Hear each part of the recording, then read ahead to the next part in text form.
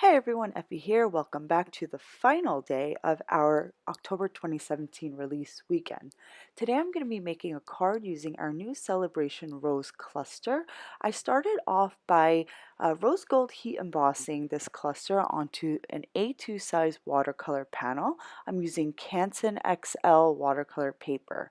After I heat emboss the cluster, I'm going to create a mask with it. A mask for it using printer paper, and then I'm going to temporarily adhere it to my cluster, and then I'm going to additionally rose gold heat emboss the florals on my daffodil greetings stamp to create an even larger customized floral cluster. Next, I'm going to start watercoloring my florals. For my roses, I use Alizarin Crimson and Merlot color bursts.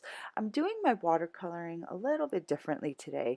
Usually I will blend out that first layer of color, and there will be a lot of gradient within my actual floral, but instead of blending out that alizarin crimson, I'm just going to uh, take a very concentrated pigment onto my brush, and I'm just going to paint the entire rose cluster a deep red, and then I'm just going to slowly add a little bit of shading with my Merlot color burst. So here you don't really have a lot of white space on the florals like I usually do, because I wanted a deeper, richer color for my florals today. I'm going to use the same technique to paint the rest of the elements on my large floral cluster today, except the colors on my daffodils will be a little bit different. For my daffodils, I will be using gamboge and tangerine color burst. For my leaves, I just use lime green color burst. I just use a very concentrated amount of the lime green so it looks like a